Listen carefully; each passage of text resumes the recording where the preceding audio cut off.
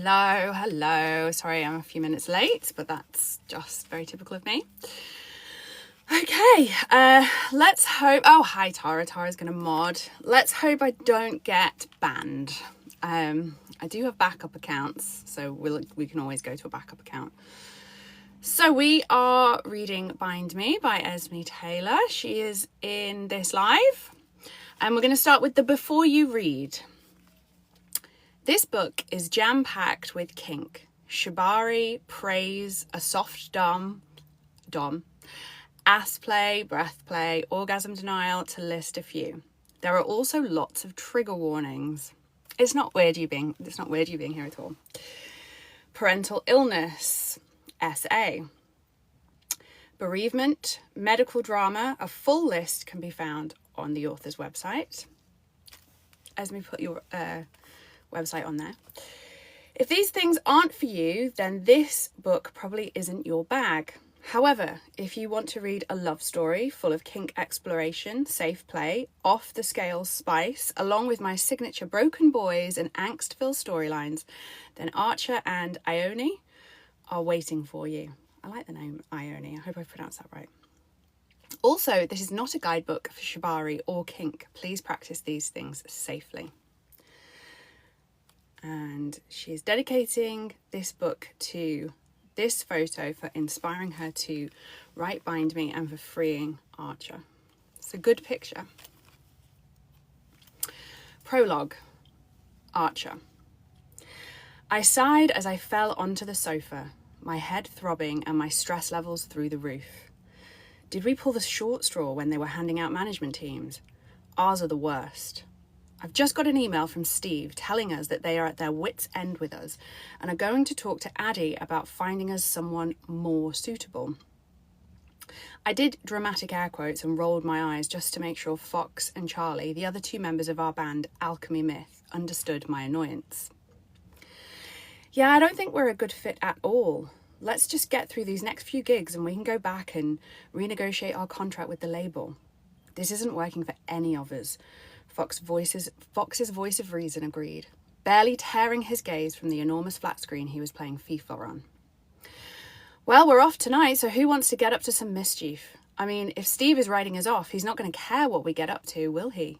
We could do anything, Charlie pointed out eagerly before scoring a goal that made Fox swear and drop his PS5 controller onto the coffee table. Yep, mischief sounds like a plan, Fox agreed, pushing his fingers through his shoulder-length blonde hair that was still damp from his recent shower. You need to get laid, Arch. You've been a miserable bugger lately, and we know it's down to your blue balls. I mean, you're the only person I know who's in a band with a #1 single in 8 countries and refuses to make the most of the groupies, Fox laughed.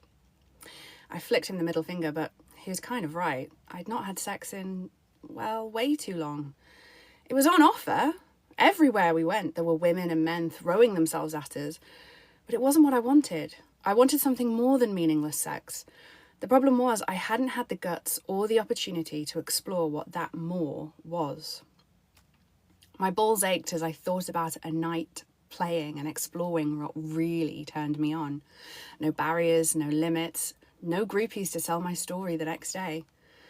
How about the club we're invited to? What was it called? Pictures? I suggested, trying to pretend I just thought of it, and not that it had been playing on my mind constantly since we arrived in Miami and got an invite from the owner. Charlie threw his head back, laughing loudly, the noise echoing around his large suite. Hey, I'm usually the first one up for visiting a sex club, but are you sure you want to, bro? I mean, it's not your usual style, and I don't want you to think something, or do something that you'll regret because you're horny or you think we're pressuring you. I shrugged, admitting, I just wanted to try something different. He paused before shaking his head. I always knew you were a kinky fucker, Arch. And how about I speak to the concierge? I mean, they pride themselves on being able to find whatever their guests want, so let's give them a challenge. Then we get to misbehave, but we don't have to worry about it making the front page of some shitty newspaper or gossip mag tomorrow. I nodded, happy with the compromise. Okay, I need to go check in with the girls, so can you sort it? Charlie's face softened. Tell them we said hi. Is there something in particular you want, Arch? Focusing on the floor, I let out the truth, knowing I could trust my 2 best friends. I don't know. I just want someone who can put me in my place. Fox started coughing. Jesus, Archie. Archer, are you possessed? I've never seen you like this. I stood from the sofa, pushing my hands into my jean pockets, staring at my shoes so I could avoid their gaze. Don't you ever get fed up with people doing what we want, bending over backward to make us happy? And I'm sick of being the sensible one all the time. I just want a night off from it all.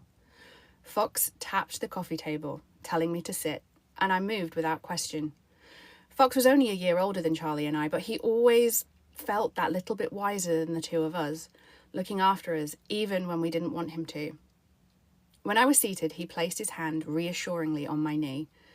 We get it, Arch. We really do. Your childhood, even now with the girls. If you ever need to talk, you know we're here. You don't have to wait to get some dominatrix to boss you about just so you can relieve some of that tension. I rubbed my hand over my face as I thought about how to explain how I was feeling. I don't know what I need or why I need it. But I'll be honest, I need something, and this seems like a good thing to try. Okay, leave it with us, Fox replied. Go phone the girls. I paused, staring at my friends. You don't think I'm weird? Fox winked, shaking his head. We like what we like. Charlie would fuck anyone who promised him a night of fun with no strings attached. I'd happily spend my life in a pale of naked, sweaty bodies, not knowing who was putting what where. Liking someone to take charge isn't weird at all. I left without saying anything else as I walked to my room to call my little sisters. I wondered if this would work. My cock had been out of action for so long that I should probably seek medical attention. Nothing made me hard, not even my hand these days, so maybe this was exactly what I needed. A couple of hours later, after an almighty fight with our PR team and manager, we told them we no longer wanted to work with any of them. 3 women and a man arrived at our hotel suite. A blonde woman and a beefcake of a man followed Fox to his room, while Charlie whispered something to a small, short girl with pink hair, making her eyes darken before she let him lead her down the hall, leaving me with an older woman. Archer, right? Yes, ma'am. Show me your room. Her tone was commanding and serious, making my skin burst into goosebumps, and I secretly crossed my fingers that this was the release I'd been waiting for. In my room, I watched as this nameless woman wheeled in a small suitcase, slipped off her coat, and then stepped out of her dress. I closed my door, not bothering to lock it, because we never did. Standing in front of me in red lace underwear, stockings and suspenders, her face heavy with makeup, she felt like she should be the lead in a bad porn movie. Take off your clothes, Archer. Pulling off my t-shirt, I threw it to the floor before making fast work of my jeans and boxers. She looked me up and down before her eyes landed on my flaccid cock. That won't do. Don't worry, Mistress will make sure you're hard before you know it. Now, on your knees and crawl to me. I swallowed down my uncertainty. I'd never done anything like this before. I didn't even know if being dominated was my kink. I just knew I was chasing something. I didn't know what I was expecting, a conversation about what I wanted, but I guessed that this was what happened when you paid for sex. Conversations cost extra. I dropped to my knees. Don't worry, everything we do in here is private. You boys paid pretty well for our silence. I moved towards her across the cool wood floor, glancing up at her as I did. Did I tell you to look at me? She hissed. I shook my head. I think it's time I show you who's in charge here, and it's not you. Move over to the bed. Hold on to the frame. My knees ached from crawling, and there still wasn't the slightest stirring in my cock. I took hold of the posts at the foot of the bed and waited. After a few minutes, she appeared next to me. She'd taken her bra off, and her large breasts were now in line with my face. You're going to do whatever I tell you, and if you don't, you will be punished. Do you understand, Archer? Yes. Yes, what? I looked up at her, confused, and she met my gaze with a sharp slap to the cheek. Did I tell you that you could look at me? And it's mistress when you speak to me. Sorry, mistress. Better. Her voice softened. Now, we're going to have so much fun. I'm going to tie your hands to the bed. She didn't wait for my agreement as she moved to bind my wrists with leather straps. I winced as she pulled the second one tight. Turn your head to the side. I want you to suck my nipples, and if you're a good boy, I might let you drown in my pussy. Would you like that? I shuddered, and it wasn't because I was excited. Suddenly, regretting this whole thing. Obviously taking too long to react to her instructions, she slapped my face again. Harder this time, making me curse. Closing my eyes, I sucked her nipple into my mouth, rolling my tongue over her pebbled bud. She moaned, running her fingers through my hair, pulling me harder against her breast until I couldn't breathe. Eventually, she released her grip, letting me pull back, gasping for air. You're still soft, Archer. Is there something wrong with your dick? No, mistress. I think there is. I think you need someone to put you in your place. Is that what you need? I'm not sure, mistress. Her lips rolled into a thin smile as she stared down at me. Reaching down between my thighs, she grabbed my cock and balls, squeezing hard until I cried out from the pain. Shall we find out? Shall we see how much your dick needs to turn it to rock so you can fuck me like I deserve to be fucked? I didn't reply because I was so out of my comfort zone that I felt sick. She moved off to the side of the room and came back quickly, running something that tickled across my back. This is a flogger. It has 9 individual tails. It can be used to provide pleasure, she whispered as she dragged it over my cock and balls, making me groan from the unexpected sensation. And it can give you pain. She pulled it back and brought it down hard on my ass. My body arched as a sting spread through me, sending a bolt of pleasure straight to my cock. Maybe this was exactly what I needed. Did you like that, Archer? Your cock looked like it did. I glanced down at my now semi-erect shaft and nodded. Yes, mistress, I replied, relaxing into this a bit more. That's more like it. I think you can take 10 strikes, and I want you to count as I hit you. Then, if you do as your mistress has instructed, I will reward you. I will take your cock in my mouth so deep I'll choke on it. I wasn't sure if I agreed out loud, but as she started, I counted like I'd been told. Her hits came hard and fast. The first 5 brought my cock back to life, but by the 10th strike, my semi-erection had softened and her anger seemed to have increased. Moving to the side of me, she stared down, running the flogger through her fingers. I'll ask you again, Archer. Does your cock actually work? Or are you a flaccid pussy who can't get it up? Do you need harder? I think you need harder.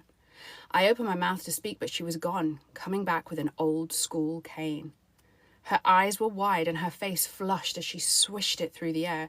Without saying a word, she brought it down across my already tender ass, making me cry out, the pain feeling so much more intense. Fuck, don't we need a safe word or something? I grunted. Oh, you really are a pussy, Archer. I do this a lot, and trust me, real men don't need safe words. I'm a woman. How much can I really hurt you? Suck it up. You wanted this. And I did. I really had, but this wasn't giving me the release I longed for. This just fucking hurt. 5 strikes while I tell you what a fucking dirty boy you are, and I want to do to you, and what I want to do to you once I've finished with you here. I didn't hear a word of what she said next because the pain silenced everything apart from the hammering of my heart in my ears. Jesus, are you crying? No wonder your dick doesn't work. You're weak, Archer. Weak and pathetic, and there is only one thing to do with people like you. Make it hurt more. No, I don't think I want that. This isn't fun. I want to stop. Untie me, I'm done. You'll still be paid, but I want to stop. She let out a cold, manic laugh before she spoke again. I don't leave a job unfinished, and I won't leave until I've ridden your cock and felt you come inside me. I don't get to fuck famous people that often. She vanished again, and when she came back, she'd taken her panties off. Putting one foot on the bed, she pushed 2 fingers inside herself, fucking her pussy slowly before pulling them back out, covered in her arousal. Leaning forward, she smeared her wet fingers over my lips and then forced them into my mouth. I struggled against my restraints, desperate for this to be over, tugging her fingers from my mouth. She moved quickly, stuffing her lace panties between my lips, gagging me. I shook my head, but she pressed a finger to my mouth, shushing me. I struggled harder, trying to push the material from my mouth. Out of the corner of my eye, I saw something black move. A loud, swishing sound cracked through the air before I was hit across my lower back. The pain that sliced through me was like a white-hot poker to my flesh. I screamed so loud that not even the gag could silence me, tears streaming down my face. The pain hit me again, and I began trying to beg, desperate for her to stop. I fucking hate weak men. You ask for pain, but then your dick stays limp, so you obviously want more. Do you want more? I shook my head, hyperventilating so much behind the gag that the room began to spin. Whatever she was using to hit me connected with my back again, before another strike caught my ribs, making breathing impossible. The harder I fought to get the gag out, the deeper it seemed to move until I thought I'd be sick. Another hit sliced through my back, and I cried out again, praying that she would take pity on me. The last thing I remembered was a harder strike that burnt through my shoulder blades before my head slumped forward and my vision turned black. I don't know how long I was out of it, but I woke to cool, gentle hands soothing my pain, while Fox sat on the bed next to me whispering my name. Hey, he's awake. Fuck, Arch, are you okay? That crazy bitch whipped you until you passed out. The paramedics are here and are going to patch you up. Just hold still. Right, well, he's awake, so I can go and get on with my job. I heard an annoying sounding voice that I didn't recognise. You're fucking joking, right? Charlie yelled. We asked you to arrange for some fun from a reputable club, and instead you took the 10 grand I paid you and hired some backstreet hookers who beat the living shit out of my friend. Look, Mr. Wyatt, if you want to get mixed up with this filthy behaviour, then you can expect less than favourable outcomes. I mean, if you think about it, your friend brought this on himself. I didn't need to see Charlie to know what he did next, because even in my hazy state of mind, I heard him punch the hotel manager and him fall to the floor, probably out cold. Charlie was arrested for assault, and given that we no longer had a manager or any PR people, we had to call our record label to send someone to help us. And as a result, that night left scars on more people than just me. Everyone healed eventually. The scars on my body mostly faded, but the ones on my heart, the ones that stopped me trusting or opening up about how I felt or what I wanted, well, I wasn't sure they would ever heal. Oh, this is really good for kink education, let me tell you. Okay. How's everybody? Is everybody liking it? Oh, there's a lot of likes. I think I might get thrown off TikTok for this, but we'll take it as far as we can. I'm not sure I'm going to like YouTube are going to like the live, but here we go. Okay, are you all loving the book? Great. Chapter 1. Ione. Am I pronouncing Ione right, by the way? If I pronounce any of the names wrong, I apologise. And this is the last one. Please be careful, I urged the removal van as he and his partner lifted the sculpture from the bench, carrying it from my studio. A loud squeal rang out beside me. Can you believe that's it? 2 years of hard work and you're about to have your first show. I'm so proud of you, Nee. It's all so beautiful. Leah, my best friend since we were 8, twirled in the freed up space of my studio. Not exactly mainstream though, is it? I'm not sure anyone will want my art in their home, I teased, but it was my biggest fear.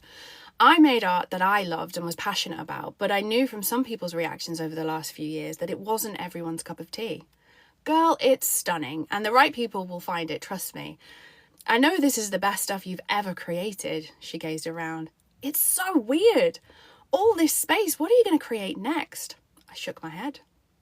Spoken like a businesswoman and not an artist. I have to wait for the muse to hit. Or you need to go research some new kinks to turn into art.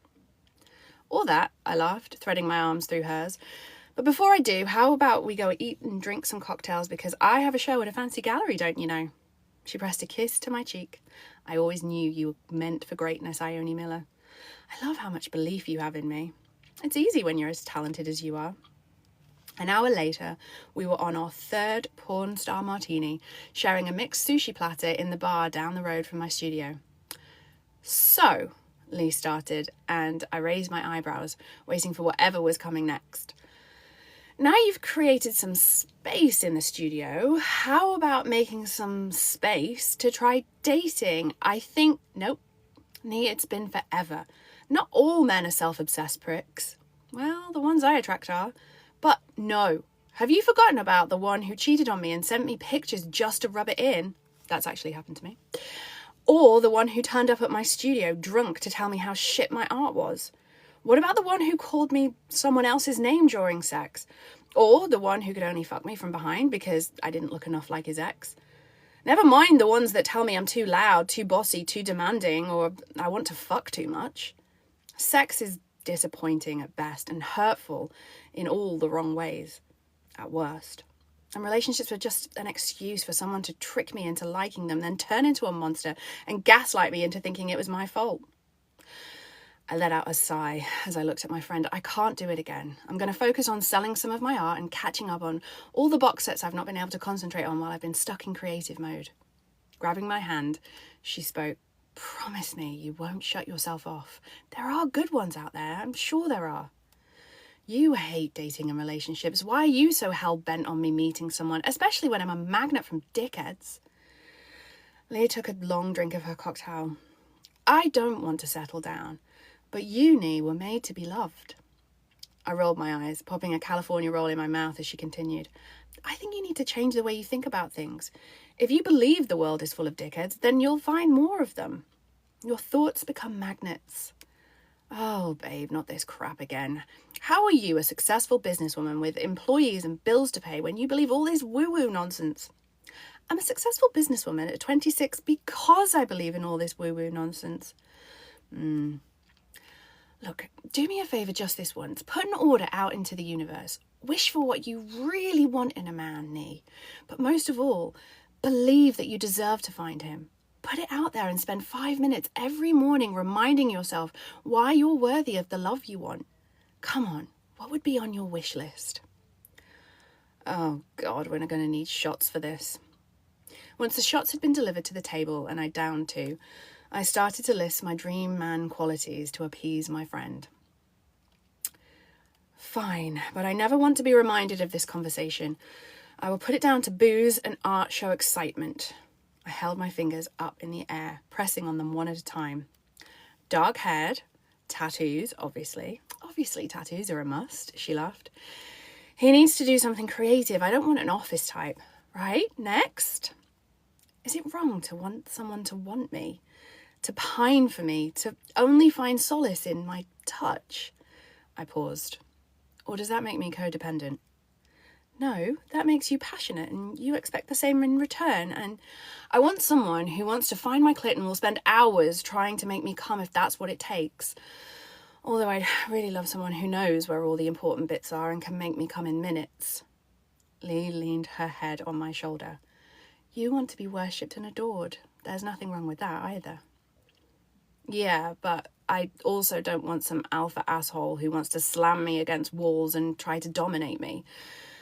I want someone who will bend to my will and drop to his knees because I tell him to, and that's the bit men seem to hate the most. There is someone out there right now who wants what you want, the other half to your soul, the yin to your yang. Ask the universe to bring you him. Wish for him and let me show you just how powerful those cosmic powers can be. Bloody romantic bugger. Fine. I wish the universe to bring me the man of my dreams and help me find true love. And when I find him, he will give me something in a blue Tiffany box so I know he's the one you sent me. There you go. It wasn't that hard, was it? I picked up another shot, holding it out to her in a silent cheers. We'll see if it ever comes true. And then you can thank me for it and buy me a house when you're a world-famous artist to show your gratitude. I snorted out a laugh as I tossed my long, wavy caramel hair back over my shoulder before lifting the glass to my lips. Love you, lady, I declared before knocking back my drink. Love you too, Nee. Okay, we're on to the next chapter. Is everybody still enjoying this? I wasn't sure if it was Lee or Leah. I'm just going to say Lee. Archer. Hey, baby girl, how you doing? I'm good, Arch. Laura's here too. You're on speaker. Hey, Arch. Oh, I get 2 for 1. What are you guys up to? I asked. We've been shopping. I needed a dress. You know how much I hate to shop. So I made Laura come with me. My younger sister Sophia groaned down the phone. Did you get one? Of course. The shopping police wouldn't let me leave until I did. Rude. Laura, the filling in our sibling sandwich, laughed. You won't be complaining tonight when you look fabulous and hook up with some hot man. You guys going to a party? I asked, putting my phone on the kitchen counter while I filled a glass with water. It's a pop-up gallery opening. Our friend has her first show. She's amazing. Very, alternative. But she's definitely unique, Sophia explained, giggling at the end. Okay. Why does it sound like you're not telling me something? I teased. Because maybe we are. You're our big brother. We don't want to talk about sex stuff with you, Laura replied. You're going to a sex party? I fired out, no longer joking. No, Laura said, in between cackles of laughter. Our friend makes saucy sculptures and paintings. Some are abstract, some are, well, not so abstract. I heard what sounded like a slap, making Laura groan. She'll kill you if she hears you calling them saucy sculptures. She creates erotic art, Sophia corrected her. I spluttered, as this was not the direction I saw this conversation going. What the fuck? Where did you meet her? At a party. We've been friends for about 6 months now, and this is her first show. She's been preparing for it for 2 years. I can't wait to see all her work in one place. It's a shame the statue of the woman bent over a mirror pleasuring herself sold already, because I loved that one. I gripped my glass harder. Are you two taking the piss out of me? It's not nice, you know. Laura spoke, her voice softening. Relax, big brother. It's real. Just because you're the world's biggest prude doesn't mean we have to be. La, la, la. I'm not listening. In my head, you are both virgin nuns, and I can't think any other way. And I'm not a prude. Arch, you're a famous rock star, and you have less sex than anyone we know. I scoffed. How do you know how much sex I'm having? Oh, we have a group chat with Charlie and Fox where we talk about how worried we are about you. All you do is work and worry. You're 26. You need to relax, brother. We're good, happy even. You don't need to put us first anymore. Everything is okay. Even Mum is in a good place. The hairs on the back of my neck instantly pricked up, and I had to swallow down a ball of emotion from even the mention of her name. She's not good, Laura. She's got dementia. She's had dementia for 12 years. Forgive me for not being able to shake off my concern because I can afford to put her in a good home these days. All those years of taking care of her, of all of you, that doesn't end because I don't live with you all anymore. My voice wavered, tears threatening to spill over as I thought about my mum. The mum I'd not visited in 6 months because I couldn't bear the fact that she wouldn't recognise me. There was a pause before anyone spoke. Archie, you did a good job. You kept us all together. You looked after Mum, you looked after us, and you managed to create a band the world loves. Maybe it is time to take off the protector hat and live a little, Sophia whispered the last sentence as she was afraid to say it. Before I could say anything, Laura spoke. Come with us tonight, please, Arch. We've not seen you in ages, and it'll be fun. We'll sneak you in the back door so you don't have to worry about any press. Come, not because you're worried about us, but because you want to spend time with your little sisters. I let out a long sigh. Oh, I always want to spend time with you. You make me sound like some heavy who only hangs around you to stop you having fun. I was met with more silence. Fuck, is that what you think of me? Really? Laura let out a little cough before speaking again. Archie, you raised us. You're the closest thing to a parent we have. We get it, but sometimes we want our brother back. I sighed again, pushing my fingers through my hair. What time does it start? 8. It's on the South Bank. Fancy. Our girl is going places. Fine, I'll pick you both up, but I'll have to bring security with me. I'm not allowed to go anywhere on my own these days. What do you expect, famous rock star? All I do is sing and play a few instruments.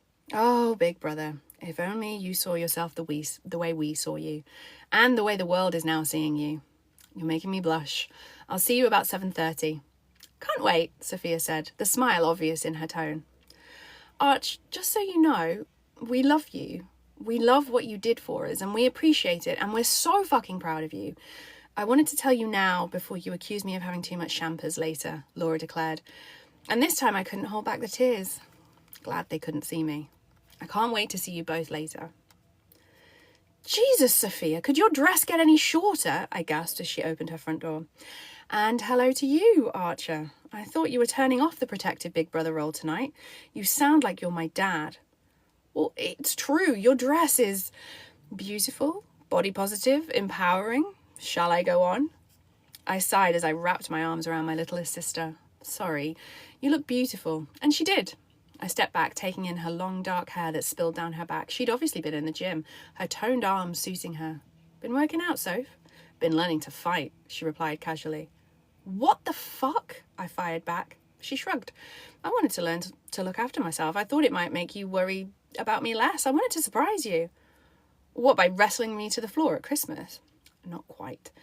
I was going to invite you to my first fight in a couple of months. It's nothing major, just a friendly one with another club. Okay, I let out slowly, not sure what else to say. Is it even safe? Safer than walking the streets alone at night, she quipped. Oh, you're telling him about Fight Club finally? Laura asked as she appeared in the hall, wearing skin-tight leather pants, stupidly high heels, and a halter neck top. Her pixie cut dyed purple. She looked more rock and roll than I ever did. Laura hugged me before tapping her watch. Come on, people, we need to leave. The trip across London passed quickly as we caught up, laughing and ribbing each other like we used to do as kids. So, how shocked should I expect to be with this art porn? I asked as we neared the South Bank. Maybe don't call it art porn, it won't go down well. Have an open mind, you never know, you might find something you like. I laughed, but it was hollow. I'd not had sex in nearly 2 years now, in fact, since we hit the big time with the band. And then the disaster in Miami that nearly put me in the hospital scared me so much I hadn't even dared to explore whatever it was that turned me on these days. It was easier and safer to just avoid it altogether. I'd not had so much as a hard-on in over 18 months, and I was starting to think the problem was deeper than I'd like to admit. But I wasn't ready to talk about it with anyone yet, especially not my little sisters. We pulled up in a side road and walked the short distance to the old stone building that housed the show, Pete, my bodyguard, following close behind. Don't worry, Arch, we phoned ahead and had them put your name on the door. Otherwise, you wouldn't get in. How funny would that be?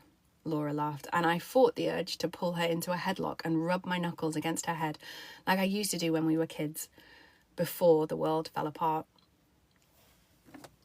So that's the next chapter done. Okay. Chapter 2, Ione. I threw my hands in the air. God, I feel sick. What if no one shows up? What if they hate everything and leave in disgust?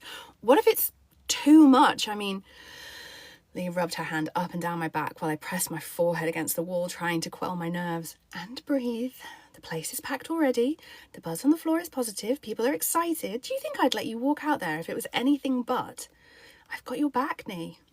Okay, so what's the plan? Because I have no idea what I'm meant to do here. Just like we discussed, you're going to mingle, make small talk, no hard sell. You just show people how passionate you are about what you do. Your art will sell itself. Don't talk prices, send them to me. And then in about an hour, you'll step on stage and thank everyone for coming and say a few words. Good? I let out a long, calming breath as I stood tall. Yes, thanks. You're so good at this. What would I do without you? Turning to look at my friend, I smiled at her light grey fitted pantsuit. Her jet black hair smoothed perfectly into a high ponytail, and she was wearing her silver wired-framed glasses, which meant she was in work mode. Event organising is what I do, beautiful. Remember? Which is why I know tonight will be perfect. Is there alcohol? I asked, sounding like a terrified child. Of course, but only have one. I'm not having you dancing on the tables until the guests have brought all the pieces and left. Then we can have the real party. Spoil sport, I laughed. How do I look? I flicked my hair over my shoulders, adjusting the black headband I wore like a crown. Leah straightened the large silver belt that finished off my black sleeveless jumpsuit, which had a deep V on the front, showing off my cleavage and the top of my flat stomach. You look stunning, like always. But are you putting shoes on? Do I have to? You know how I feel about them. Yes. Fine, I huffed as I slipped on my black heels that added an extra 4 inches onto my already tall 5'8" frame. All I'll hear all night is how tall I am by vertically challenged men. But you are tall, and they can just suck it up. Don't shrink yourself for anyone, especially not tonight. This is your time to shine. You've worked so hard for this. Don't apologise for anything. Not your art, not your height, not your talent. I mean it. She pulled her stern face, and I smiled. Come on, bossy pants. I need one drink before I start mingling. I nodded towards the exit. She took my hand and we slipped into the main room through a staff-only door. The room was packed with people milling about everywhere. We'd sent out over 200 invites, and it felt like every single person had accepted and brought a +1. I was so distracted by the number of people, I almost didn't notice the setup of the room. I'd seen it earlier today, but now with the fairy lights strung and the pieces lit in the early evening light, it took my breath away. Shit, this place looks amazing. This is all you, girl. Now, go, enjoy. I'm so proud of you. I kissed my best friend on the cheek, grabbed a glass of champagne and began chatting with my guests. Lee was right. Everyone was lovely about my art, telling me how they felt about certain pieces or where they were planning on putting one if they'd already got the gallery owner to add a small red sticker to the one they already wanted to buy. People seemed excited, aroused, inquisitive, provoked. All the things I'd wanted them to feel when I'd started working on these pieces. As I lifted a second glass of champagne from a waiter's tray, hoping Lee didn't spot me, I noticed a man standing in the centre of the room, looking, well, confused. Dressed in ripped jeans and a dark tee, I watched as he slipped off his black denim jacket, showing full sleeves of tattoos that snaked up his arms. He wore dark well. It went with his slate grey eyes, black hair, and dark scruff. The only colour in his body seemed to be the silver watch on his wrist and the red of his bee-stung lips. There was no denying he was hot, and probably more my type than I wanted to admit, but I was working and I needed to focus on my first ever gallery show and not the dark, brooding man standing uncomfortably across the room. I continued to mingle for a while when my eyes landed on him again, and I couldn't help but notice that his confused look had deepened, making me feel an urge to go rescue him. I signalled to the waiter and took another glass of champagne before walking towards the stranger, holding out the drink as a peace offering when I got near. You look like you could use this. He glanced down at me and smiled, as he must have been at least 6'4". No small man syndrome here. Is it that obvious? He laughed, taking the drink from me gratefully and having a sip before he spoke again. It's a lot, isn't it? I can't work out if she's doing it for shock value or if there's real beauty in it. What do you think? I hid the expression from my face because this man obviously had no idea who I was. It might be fun to tease the hot tattooed man for a while. Do you like any of it? No. That's harsh, I know, but what's to like? I mean, I think I saw a statue of an octopus having sex with a woman over there, and this one looks like a man being fisted. I mean, how is that art? It makes my eyes water. He paused, twisting his head to look at the piece from a different angle. I guess if I squint, some of the really abstract ones could be classed as art, but the rest... His words fell away before he shuddered. He actually shuddered. I wasn't sure how to react, but it only took a moment to decide that I loved his honesty. I'd been making it my name in the art world for at least 18 months, and people liked to tell me what they thought I wanted to hear.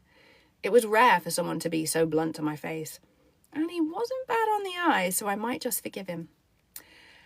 I think the octopus one is about the different ways we can be touched. That sometimes, no matter how much contact we get, we still crave more. Well, I guess that makes sense, he replied, taking another sip of his drink. And the fisting one? Are you sure that's what it is? I mean, art is subjective, so are you sure you're not putting your own spin on it? Are you suggesting I'm into fisting? He frowned, his dark eyes boring into me. I laughed. No, but I think the piece is about connection rather than specifically about fisting. You seem to know a lot. Do you know the artist well? Shit, I don't even know her name. My sister's invited me. I have to admit, I am so out of my comfort zone. He curled the corner of his mouth into a small smile as if to silently apologise for his lack of knowledge about the event. Placing my hand on his bicep, I leaned in closer, taking a moment to breathe in the fresh scent of his aftershave. I can tell, I giggled. Although don't worry, I don't think anyone else noticed.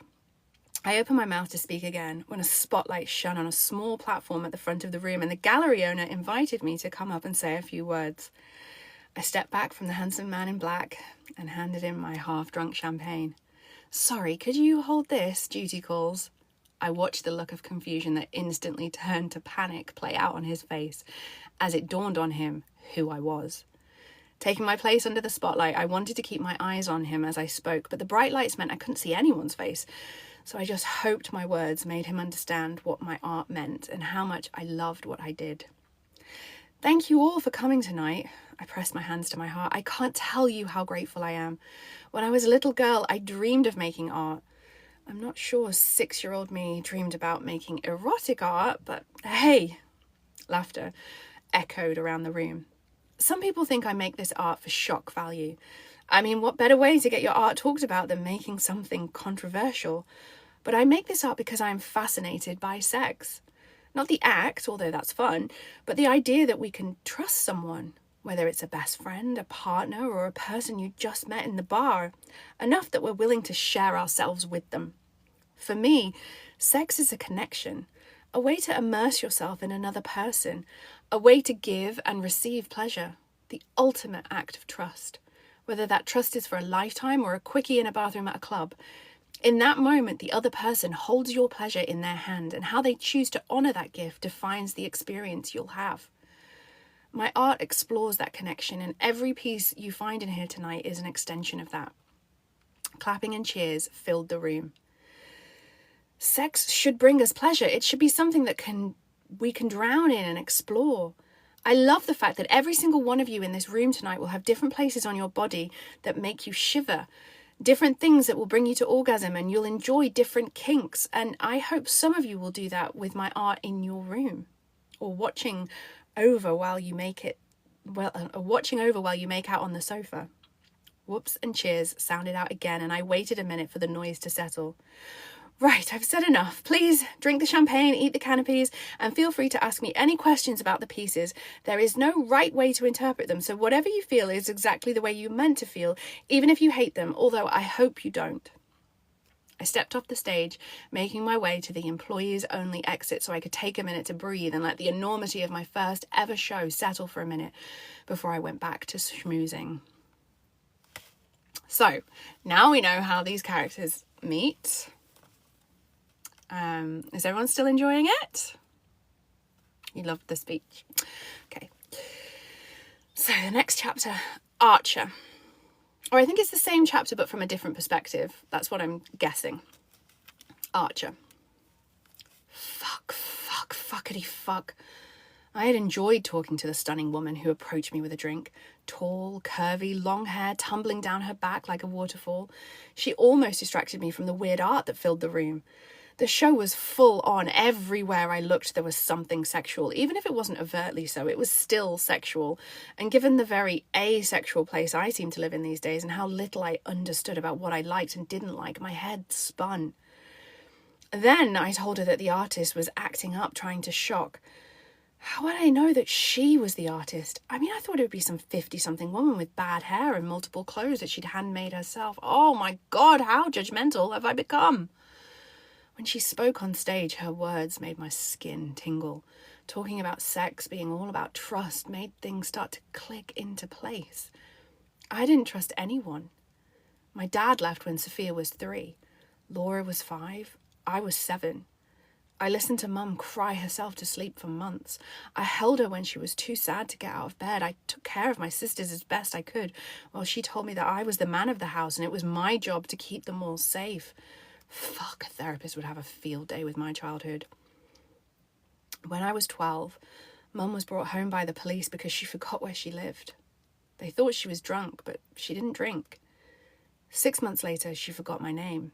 She finally saw the doctor when she didn't remember that she had kids who needed collecting from school. It took a little over a year for her to be diagnosed with early onset dementia, and I think hearing what was wrong with her made her give up. She declined way faster than the doctors predicted. Within 6 months, I was her full-time carer. I was 14. I quit school, forging the forms that told them I was being homeschooled. I took care of Laura, who was 12, and Soph, who was now 10. I washed their clothes, got them up for school, cooked, and helped them with their homework, all while I tried to keep Mum safe. I did everything in my power to shield the girls from her angry outbursts when she got frustrated, or the time she soiled herself because she forgot how to go to the bathroom. I bathed her, fed her, dressed her, and put her to bed like a toddler. A social worker got involved when Mum was hospitalised after she wandered out of the house and straight into the path of an oncoming car. The extra help was a godsend. Carers came in each day, and I got to be a teenager for a tiny moment in time. I managed to go back to school part-time, and I joined a youth group, which was where I met Charlie and Fox. They taught me to play the guitar and piano, and it turned out I was a pretty decent singer. We started Alchemy Myth when we were 17, only meaning for it to be a bit of fun. When we were 24, we were approached by Addison Stone, who ran the Gods of Melody record label, after she heard us busking in central London. Our first single, After the Rain, shot to #1 and stayed there for 9 weeks, followed by a #1 album. That was 2 years ago, and we'd never looked back. But our rise to fame made my trust issues worse. When I was a kid, I didn't open up for the fear that my sisters and I would be taken into care. I put up walls, and no matter how hard things got with Mum, I coped. I protected the girls and kept us together. Being in the band meant I didn't trust because everyone had an ulterior motive: money, fame, a tabloid story. I put up more walls, and other than my sisters and my bandmates, there was no one in the world I trusted or could talk to. So the idea that sex was about trust made so much sense. I didn't trust, and I didn't want to, or couldn't, have sex. I hadn't worked out which yet. Thinking about her words made me want to find her, to apologise, but as soon as she'd finished speaking, she vanished into the crowd, and I was left feeling like an arsehole. A hand pinched my side. "Arch, you having fun?" "Laura, you could have told me who the artist was. I've just made a total dick of myself," I hissed. "You're in the right place, brother. I don't know if you've noticed, but there are dicks everywhere." She let out a mocking gasp, and I rolled my eyes. "What's her name? I need to apologise or send flowers or something." "Shit, what did you say?" "That the artist was doing it for shock value and I didn't like any of it." This time her gasp wasn't mocking. "You said what?" "I hope Ione ripped you a new one." "Who?" "Ione Miller, the artist whose show you just insulted." "Fuck. You didn't tell her I was your sister, did you? You ruined my street cred."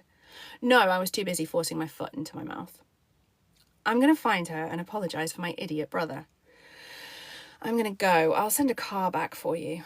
Laura wrapped her hand around my wrist. "I can get an Uber, but you're not going anywhere. You're staying here and you're going to hang about until the end of the show and talk to her."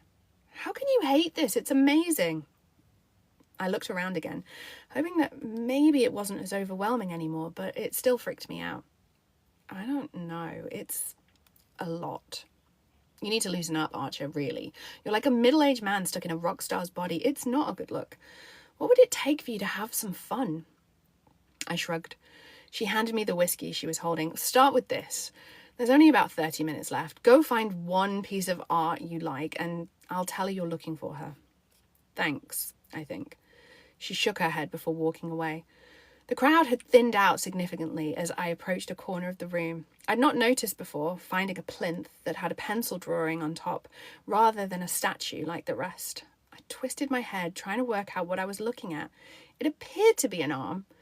As I looked closer, I saw the detail of the rope, but instead of restraining its owner, it seemed to be carefully placed, knotted in places. I wasn't sure why, but I shuddered, my pulse hammering in my ears. "Found something you like, Arch?" Laura asked. I turned to face my sisters, finding Ione standing next to her. Archer Walters, this is Ione Miller. Nee, this is my idiot brother. Please forgive him. He forgets to think before he speaks sometimes." Holding out her hand, I shook it, the softness of her skin against mine creating a sense of calm in my chest I'd never experienced before. Letting out a sigh, I let go, already feeling desperate to find a reason to touch her again. Archer Walters? Why do I know that name? Ione looked puzzled. Archer's in a band, Alchemy Myth. Ah, that makes sense. The dark, brooding bad boy look. I could tell you I'm not a fan, but I would never be that rude to a fellow artist. Ouch, Laura laughed. Look, we're going to get a lift home with Lee and everyone else has left, so we'll leave you alone while Archer grovels. Who's Lee and where's Pete? I asked, knowing he'd be lurking somewhere close by. He said he'd wait outside the front door for you, and Lee is Nee's best friend. Stop panicking, big brother. I pulled my jacket back on. I'll call you tomorrow. Or you could not. I'll be fine if you don't call me every day. Laura, I growled. Fine, we can discuss it tomorrow. Love you, Arch. It was an amazing show, Nee. See you next week. Thanks for coming, Laura, and tell Lee I'll speak to her tomorrow. And just like that, Ione and I were alone in a huge, silent room, surrounded by her erotic art, and I'd never felt as nervous in my life. So, we're almost on to chapter 3. I have a feeling, normally after an hour, TikTok makes me do something to prove that I'm still here. So, everyone's still loving it? I'm actually really liking it. Chapter 3, Ione. I kicked off my shoes and let out a contented sigh as I wiggled my toes against the cold floor. Drink? I asked Archer. Okay. I handed him a glass of champagne and took one for myself. Look, I'm sorry, I had no idea who you were. If I did, I would never have said those things about your art. I'm a dick. I nudged him with my hip, offering him a smile. Don't apologize for your opinion. I actually like that you were honest with me, even if I didn't like what you said. He looked down at me, his dark eyes full of remorse. Well, I should never have said it. You have a real talent. And here comes the bullshit. I rolled my eyes. I liked it better when you were being honest. Okay. It's all a bit weird for me, that's all. Shall we sit? My feet are killing me. He nodded and we lowered ourselves to the floor, pressing our backs to the wall. Weird how? I asked curiously. Do you not like sex? That's a bit of a personal question, he stuttered, embarrassment flushing in his cheeks. It is, but you not wanting to answer it tells me a lot. He placed his glass down and closed his eyes with a sigh. It's complicated. Okay, sorry, I won't push. Shivering because the temperature in the room had dropped significantly now everyone had left, I wrapped my arms around myself, trying to warm up. Without saying a word, Archer sat forward, pulling off his jacket and placing it over my shoulders. Thank you, I said as I let my eyes dance over his curved biceps and corded forearms, noticing how my heart hammered in my chest as I took him in. Did you manage to find anything you liked? I asked. And no lying. I like that one, he replied without hesitation, pointing at the line drawing I'd done a few nights ago that I'd only brought it as a teaser for my next collection. I had the idea randomly while in the shower and couldn't get it out of my head. Trust you to choose the only thing that's not included in the show, I laughed. Sorry, he said with a cheeky wink. I like to be different. Tell me more about it, he asked, pointing at the drawing. I let out a contented hum as I stared at the image. When people think about BDSM, they think about doms and subs, bondage, pain, humiliation, whips, ball gags, leather, chains, 50 Shades of Grey. I lifted my glass to my lips and took a sip. But it's so much more than that. That image is a different way of submitting to someone. It's what I think my next collection is going to focus on. BDSM can be dark and depraved if that's what you want, but it can be other things too. Light-hearted, loving, safe. The simple act of tying someone up can be a punishment that's done to someone, or it can be a process that both parties can get pleasure from. He laughed, but it sounded pained. You had a bad experience with being tied up. He frowned as if he wondered why I'd asked him, but it was written all over his face. You could say that, he mumbled, his eyes suddenly fixed on the floor. The drawing is of something called shibari. It's a type of rope bondage. It's beautiful and a great way to learn trust and communication. It can be as simple as a single knot around your wrist, all the way through to being suspended from the floor and restrained completely. Archie didn't speak, but he raised his gaze back to the drawing as his Adam's apple bobbed noticeably in his throat. It takes control away from a person and gives them the space to let go, to heal. Really? He whispered. Do you have your phone? He handed it to me and I typed in a website, waiting for it to load. Here, take a look. He took it from my hand, flicking the photos slowly. With each image, his eyes widened, his breathing growing rapid as he took in the different images of men and women in various stages of restraint. When he landed on the image of a naked man on his knees, bound with a beautiful ladder of knots that wrapped around his chest, arms and thighs, his head down and his hands out in front as if he was begging for more, Archer froze, dropping the phone to the floor. The noise seemed to pull him from whatever thoughts he was having, and he scrabbled to stand. I should go. I've taken enough of your time. Do you have a lift? I don't want to leave you here all alone, he said quickly, looking flustered. No, I'm good. I need to speak to the gallery owner, but thanks, I replied as I stood as well, handing him his jacket. Okay.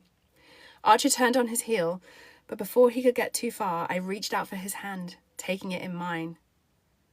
A shot of electricity jolted up my arm as my fingers curled into his. I told myself it was static and not some weird connection between us, because that nonsense only existed in soppy romance movies and Lee's ridiculous fantasies for me. Look, I know you don't know me and you have no reason to trust me, but if you want to try it, there are plenty of ways for me to show you. I've been practicing for over a year, so you'd be in safe hands. Plus, I need some models for my next collection if you don't mind me drawing or sculpting you. He looked back over his shoulder, his slate eyes hooded, his cheeks flushed. Thanks, but I don't think it's my cup of tea. It was nice to meet you, Ione. And with that, he left me in a room where every one of my pieces had sold, feeling like I'd failed in some way. And now we're going to get Archer's perspective. Archer. I slammed my laptop closed, heat flooding my face, my cock pushing painfully against my jeans.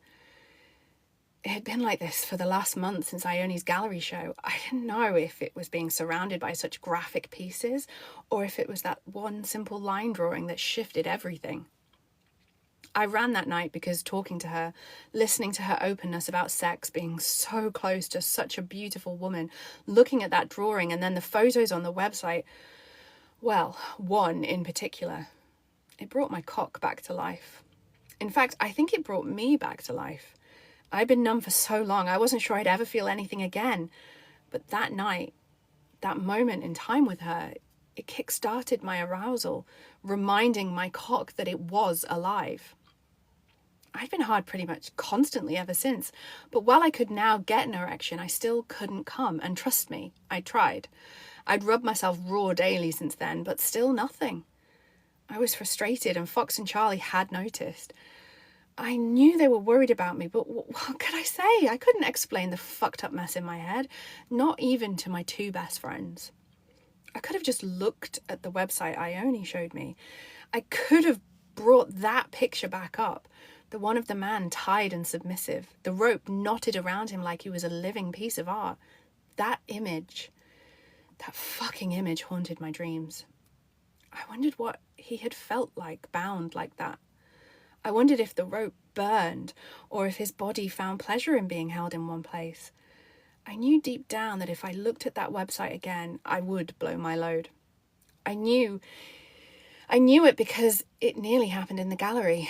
The images of people strung up by the rope, hanging in awkward positions, didn't do it for me. But the simple images where the rope held them captive, fuck, those ones really got to me. But I didn't look again. I looked at normal porn, a man and woman having sex, missionary, vanilla, safe. I'd learned my lesson the hard way. I dabbled in something more, and look what happened. Whip marks. You can't kick people anymore, only mute. Just mute them then. Whip marks to my back that took months to heal. A scar that stretched across my skin that would last forever. I couldn't do that to myself again. I couldn't risk someone hurting me, physically, mentally, emotionally. I couldn't risk any of it. My phone buzzed, pulling me from my deprived thoughts. Seeing it was Sophia, I answered quickly. Hey, Soph. Arch, it's Mum, she cried. Although I'd cared for my mum for nearly 20 years, since I was on tour so much, we'd switched her emergency contact to be my sister's. I hated that they'd had to take on that role, but there was little I could do to help if I was on the other side of the world. What? I fired out, my chest tightening. She's had a fall, broken her hip and her ankle. She's at the hospital now. They need us to go down and sign some paperwork before they operate. We need you, Archer. Please come with us. It's not your fault that she's in a home. You couldn't have cared for her, even if you had an office job. She needs specialist help. You need to forgive yourself and come and support us. You know how Laura gets in hospital. She'll turn into a crazy enforcer and all the staff will hate us. Please, Arch. I let out a long sigh, already knowing what the answer would be. Of course I'll be there. I need to sort out some security, but I'll be there as soon as I can. Text me where she is, and you might want to make sure she's in a private room so no reporters try to get to her so they can get a story about me. Already done, Arch. Text me when you're on your way. Standing in the doorway of the private room, my sister's off somewhere getting coffee, I took a moment to look at my mum sleeping. I'd not seen her since I put her in the home she was currently in. The guilt was too much. Her dark, short, wavy hair was flecked with more grey than I remembered. She looked like she'd lost weight, her body tiny and slight beneath the hospital sheets. Her relaxed face brought a smile to my lips. Since she'd been ill, a frown was permanently etched into her face, as if she was constantly searching her mind for her lost memories. So seeing her at peace eased my guilt for a moment. Stepping closer to her bed, I took a seat, covering her hand with mine. The feel of her skin opened the floodgates and memories of moments we'd had together before she got ill. They rushed to the forefront of my mind, stealing my breath because I'd missed her so fucking much. Her teaching me to cook, pushing me on a swing, reading to me before bed, her promising me everything would be okay before a test, telling me she loved me enough for 2 when Dad left, pressing ice to my eyes when I got into a fight. Dementia sucks. Mr. Walters? I looked up to find an older, bald-headed doctor standing in the doorway. I'm Dr. Ellison. Archer, please. How is she? I asked as I stood to greet him. On lots of pain medication until her surgery. Your sisters have signed the paperwork, but they wanted me to talk to you before we took her down. Okay. Your mum will have surgery on her hip and we need to pin the break in her ankle. I won't lie, recovery might be hard because of her dementia. She'll need to take it easy, but we would need her to have some pretty intensive physio and rehab to get her mobile again. Can she do that? I mean, getting her to follow instructions or stick to any kind of schedule is virtually impossible. I know, which is why I'm mentioning it. She'll probably need a nurse with her 24/7, and the care home just doesn't have the capacity to do that. I would suggest finding a specialist home where you could get her that level of support. I can't move her again. It took her months to settle into her current place. I pushed my fingers into my temples, trying to ease the headache building. What if I paid her home for a full-time nurse? You'd need to talk to them about that. But from our side, that would work. She'll be with us for at least a few weeks, so it gives you time to find the right solution. He paused, wrapping the stethoscope he'd been carrying in his hand around his neck. I do have one more thing to talk to you about, and that's your mum's DNR. You know she has it, right? I swallowed. I hated that she decided she didn't want to be resuscitated once she'd had her dementia diagnosis, and hearing it being mentioned before she had major surgery was doing nothing for my stress levels. I know about it. It was the first thing she put in place when she was told about her dementia. Archer, this surgery isn't without risk. I need you to understand the enormity of it and what her DNR could mean. It could mean that my mum's heart could stop and you can't do anything to help her. My voice wobbled as I spoke, and I was glad my sisters had stepped out of the room so they couldn't hear the fear that vibrated through each word. I understand, but it's what she wanted, so I have to go along with it. Archer, I hope you don't mind me saying, but you and your sisters are very young to be dealing with all this. I can arrange for someone to come and talk to you, either on your own or as a family. My eyes moved back to Mum. We're good. We've been dealing with this for a long time now, but I appreciate your concern. If you're sure, why don't you spend some time with your mum while I go and make sure everything is ready for her? I sat again, not sure how long I'd watched her sleep. At some point, I thought she'd opened her eyes, whispering my name. Her lucid moments were so rare these days that I convinced myself I was daydreaming. But the thought of my name on her lips felt like a sign that everything was going to be okay. Chapter 4. Archer. Surgery went as well as it could. She's going to be out of it for the rest of the day while we give her time to recover. Go home, get some sleep. We'll call you in the morning while she's awake. Thank you, Doctor, Laura whispered, obviously exhausted. I took my sister's hand in mine and led them from the room. Pete appeared in the hallway, stopping us. Sorry, Archer, but there's a huge crowd of press and fans downstairs. We're going to take you through the underground car park, but you might want to go out for dinner first so no one follows you home. Sighing, I squeezed Laura and Sophia's hand. What do you think, girls? Dinner? My treat? Don't leave me to eat alone. Not today. Soph laid her head on my shoulder. Can we get steak? Steak it is. I know just the place. They do great cocktails too.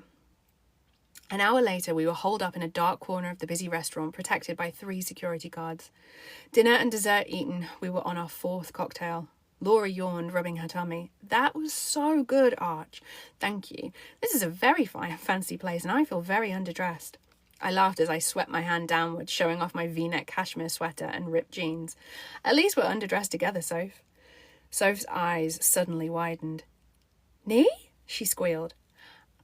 I span around in my seat to find Ione walking past. Hold on. She froze and then turned. The look of relief on her face when she saw my sisters was palpable. Oh my God, you have no idea how happy I am to see you both. And you, Archer. I offered her a friendly smile, noticing how sad she looked. What are you doing here? Laura asked.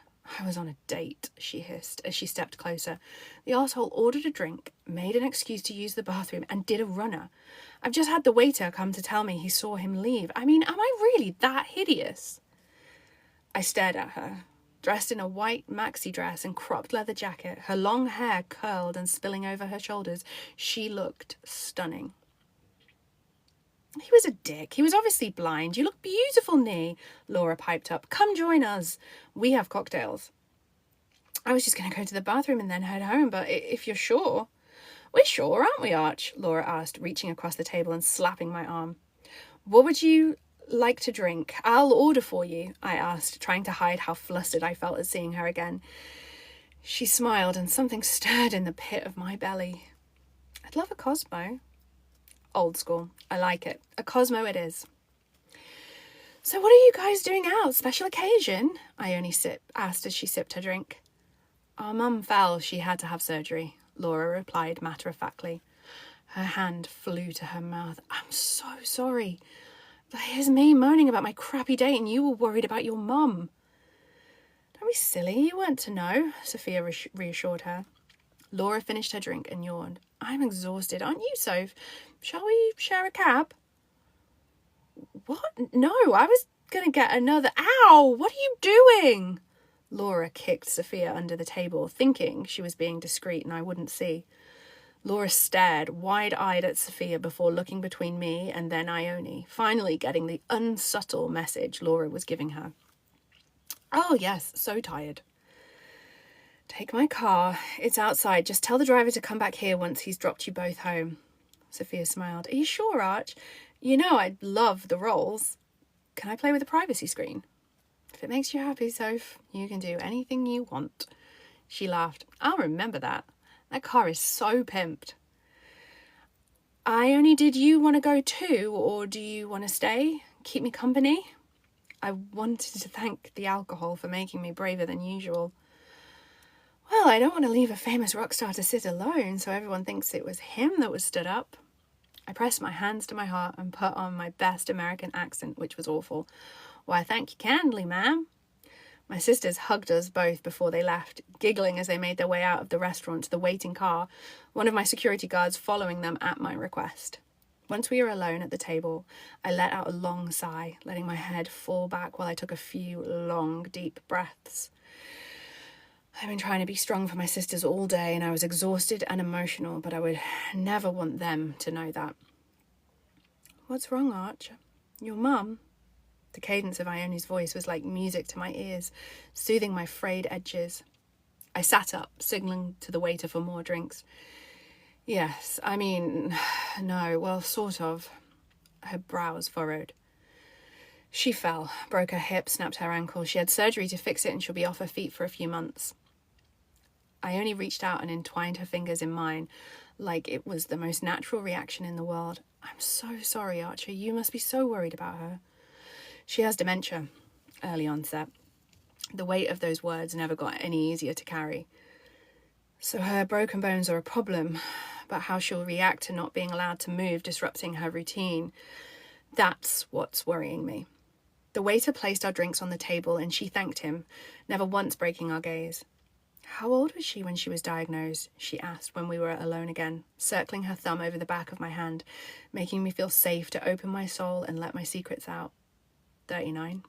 when she started having symptoms, 40 when she got the official diagnosis. That was 12 years ago.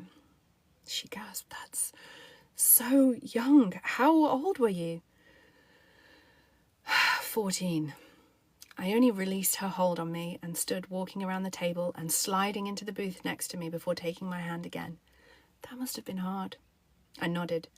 "Did you have help? Your dad? Carers?" I shook my head, lowering my gaze to the floor. Her fingertips tilted my chin, turning my head so my eyes met hers. "Use your words, Archer. Talk to me." Her tone was soft but insistent, and I shuddered, loving being told what to do. It left no questions about whether she really wanted to hear my story, and apparently I liked the reassurance. No, she didn't want anyone to know. My dad left when I was 7, so it was just her, me, and the girls. I took care of them all. She rolled her bottom lip between her teeth and tipped her head as if she was thinking of what to say next.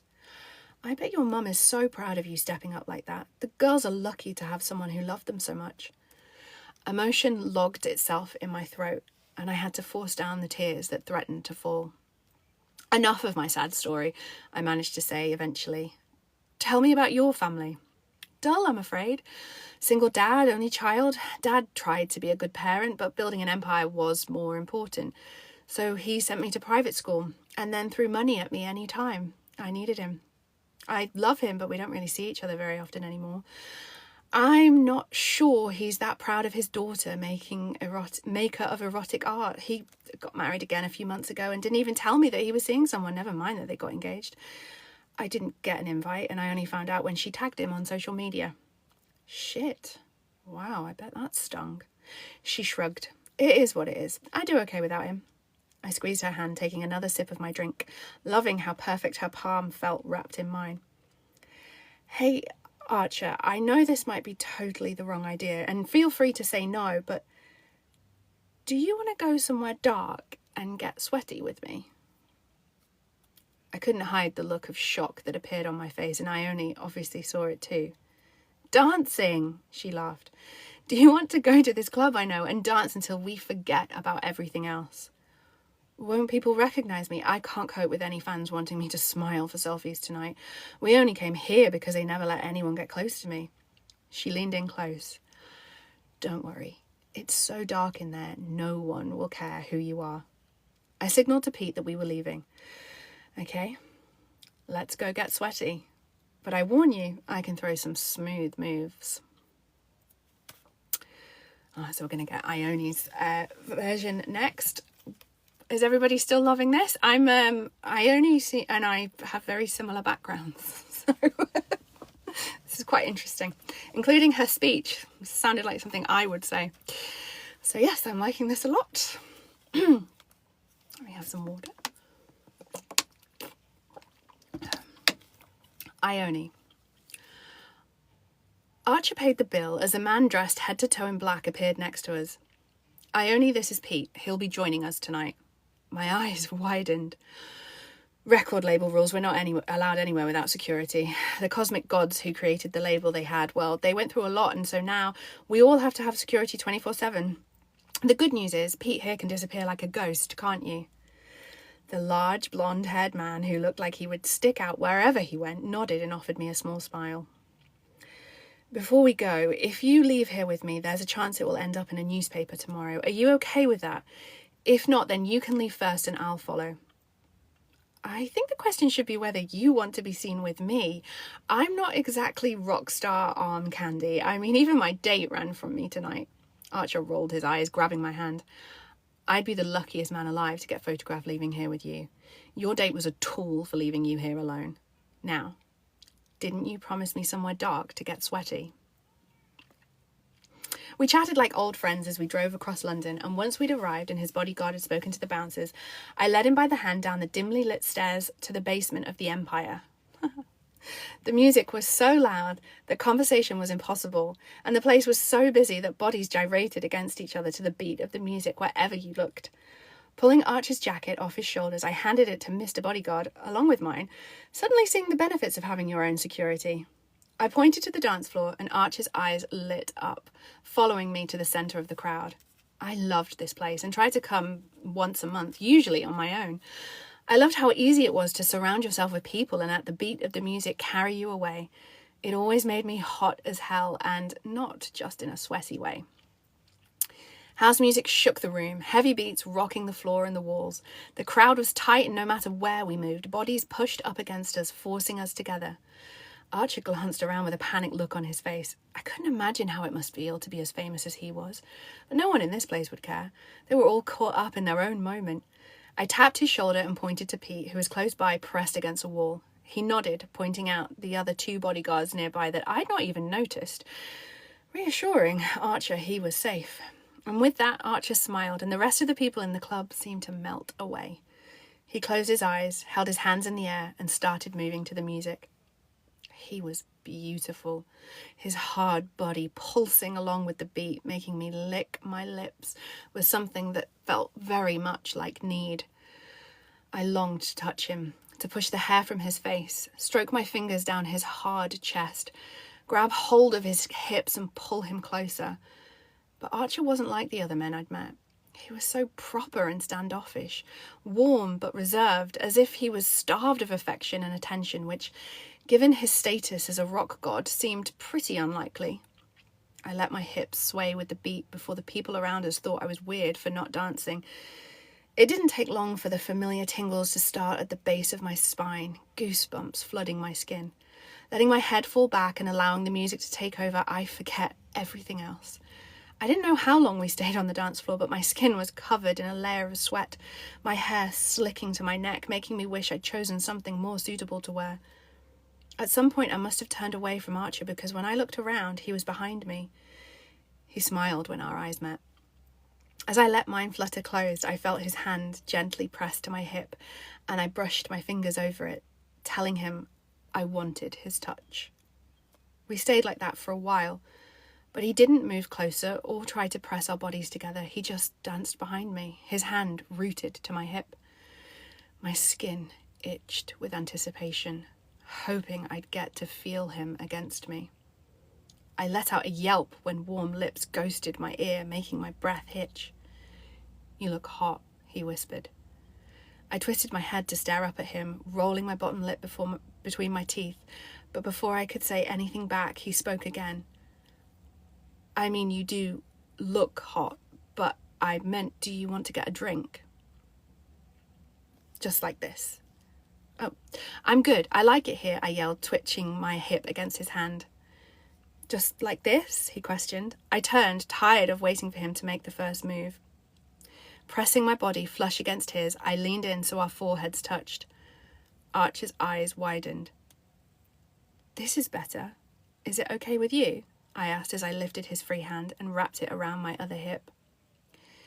He nodded, and my pussy throbbed with need. God, this man is delicious. As we danced, the crowd seemed to grow, eliminating any space between us. Eyes locked, his fingers gripping my hips, my arms moved to wrap around his neck as our bodies moved as one. The swell of his erection was unmissable, the thick shaft pressing hard against me, making me lick my lips with wonder about just how big he was. Archer looked down at where our hips connected and tried to step back, his dark eyes appearing even darker.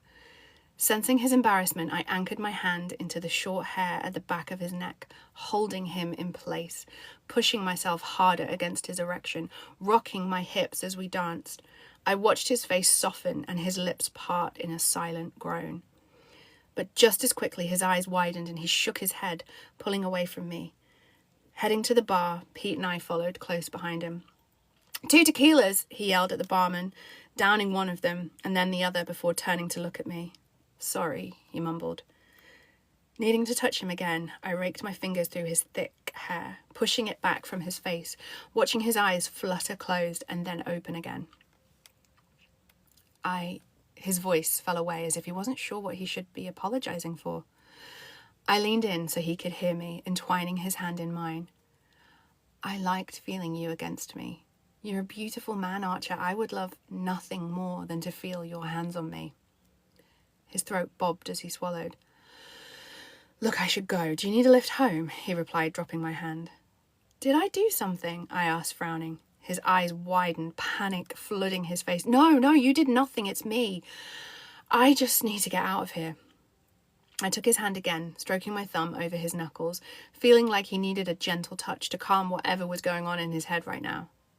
Okay, let's go back to my place. It's not far. Is that good with you? He nodded, letting me lead him from the club and into his waiting car. Chapter 5. Archer. She opened the front door, throwing her keys onto the side table. Come on in, make yourself at home, she instructed as she kicked off her shoes, letting out a satisfied sigh when her bare feet hit the hardwood floor. My mouth fell open.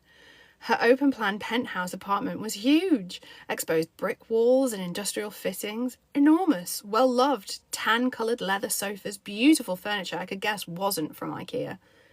A fireplace that separated the lounge from the kitchen and what looked like a bedroom in the far corner.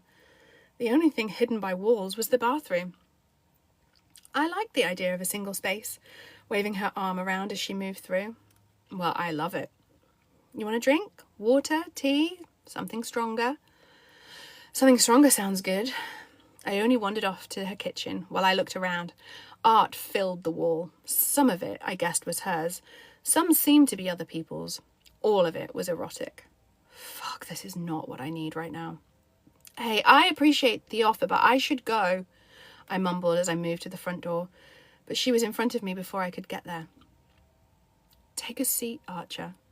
Her voice was low and commanding, and again made me want to do as I was told. What's going on? She asked as I sank onto her sofa while she moved back to the kitchen to pour us both a drink. I frowned, shrugging, not sure what you mean. Oh, you're like a skittish little puppy. One minute I think we're having fun, that we have a connection, and then you're running. I picked something invisible off my jeans, trying to think of what to say. I poked you with my hard dick in a club. I was embarrassed. Smooth, Archer. She giggled, handing me a whiskey before sitting next to me, curling her legs up under herself. Embarrassed that you had a hard-on? I raised my eyebrows. I like that I made you hard. It showed me that I'm not imagining our connection. Laying her hand on my thigh, she looked up at me from beneath her long brown lashes. I'm not making it up, am I, Archer? No. I downed my drink in one, feeling the burn spread through me. I'm not very good at this, I admitted. At what? At erections? You felt pretty good to me. She waggled her eyebrows, making me smile. There. Isn't that better? I nodded, glad that she'd broken the tension that sat heavy on my chest. Do you mind if I get changed? This dress feels like it's trying to smother me. I shook my head and watched as she stood, bringing me the bottle of whiskey before walking to the bedroom area of the apartment. I thought she'd grab some clothes and head to the bathroom, but of course she didn't. I only turned her back to me, pulling her dress over her head, leaving her in just a strapless bra. Fuck, she wasn't even wearing panties. I poured myself another drink and took a huge mouthful as I tried to avert my eyes, but I couldn't stop watching. Her caramel hair hung in waves over her milky skin, almost reaching the pert globes of her arse. I couldn't contain the moan that fell from my lips as I turned slightly, taking off her bra and letting me see the curve of her breast and the peak of her hard, rosy nipple. She pulled a short-sleeved white top over her head that fell off one shoulder. Lowering herself to the bed, she slipped on some matching shorts. Stretching her legs and laying back, she lifted her hips as she shimmed them up her body. I tried to ignore the folds of her waxed pussy, but my racing heart and aching erection gave me away. Again. I only stood, grabbed a scrunchie from her bedside table, and pulling her hair up into a messy bun. I downed another large mouthful of my drink, hoping my cock deflated before she thought I was some sort of deviant. Sorry, I have no shame, she laughed as she walked back towards me, lifting her drink from the table, giving me a view straight down her top. I'm going straight to hell. Hey, you lied. I thought you were no good at erections. Again, that looks like a pretty impressive one. I rubbed my fingers against the spot in between my eyebrows, hoping to erase the stress headache that was beginning to build. She sat, twisting to face me, placing her hand on my thigh again, and I liked how it felt to have the heat of her body pouring into mine. Archer, I like you. I'd like if we could be friends. It doesn't have to be anything else. But it can be. I like sex. I like you. I think we could have some fun together. I'm not looking for a happy ever after or a marriage proposal. I want to make that really clear. I stood up so fast that my drink spilled from my glass, covering my top and jeans. Seriously, universe, are you having a laugh? Arch, you have had sex, haven't you? She asked, furrowing her brow. Of course I have. God, I can't talk about this. I'm going to go. You're stunning. I'm just not. She stood, taking my glass from my hand and placing it on the coffee table with hers, and then she pressed a kiss to where my pulse pounded in my neck. I sense a story, Arch, and I want to hear it. I want you to trust me. I want you to be honest with me. Let me help. You have no idea what you're saying, I husked out, my cock aching so much I wondered if I'd find an indent of my zipper on when I finally set it free. I'm going to take a wild guess and say that your constant erection tonight means you want me as much as I want you, but something is stopping you. Do you have a girlfriend? I shook my head. Boyfriend? No, there's no one else. Okay, we're getting somewhere. You don't like sex? I didn't know how to answer that, so I stayed silent, and that said everything. Interesting. Do you like sex a certain way? Have some weird kink you worry I won't like? Again, I answered with silence. Wink once, if I get it right. She bit down on her bottom lip as if she was thinking. Breath play? Water sports? Butt stuff? You should know I like doing that. Okay, no wink yet. BDSM stuff, edging, primal, role play, objectification, voyeurism. You want to dominate someone, or maybe you want to be submissive. Nothing.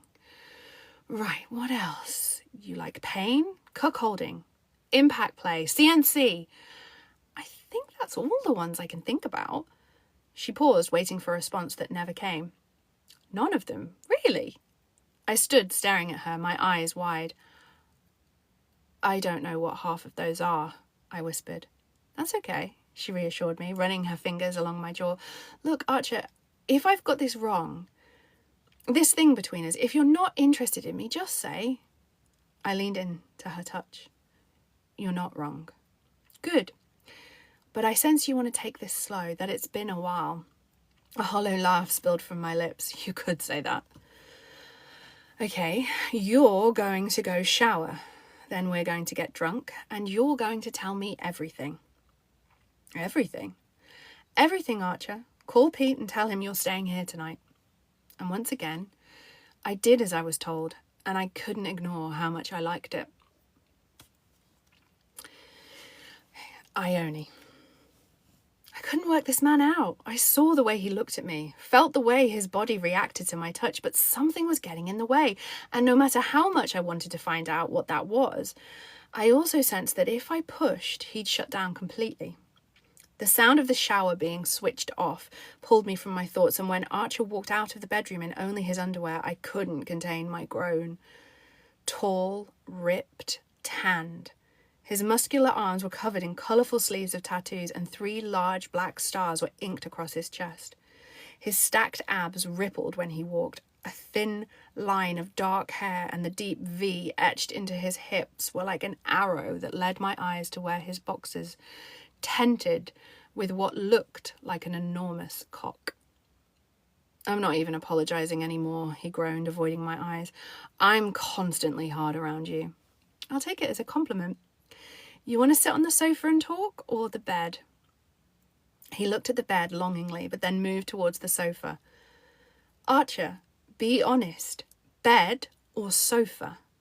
His shoulders dropped as if my words were the permission he needed. Interesting. Bed, if that's all right with you. I'm really knackered. Today has been a lot. Bed is good with me. Lead the way. I'll grab our drinks. Archer turned to walk to the bed, and I gasped. Stop! He stilled, and I moved closer. Reaching out, I dusted my fingers over his back, making him wince. Does it hurt? I asked as I touched the large white scar that ran from his shoulder blade down to the middle of his back. No, it's old. How old? 2 years. Go sit, I whispered as I tried to calm my beating heart. Grabbing the whiskey bottle and glasses, I moved to the bed, climbing in next to him. How drunk do you need to be to talk about it? Very. I poured him a large glassful, and then my own. You really can trust me, Archer. I want you to know that. He leaned back against the headboard.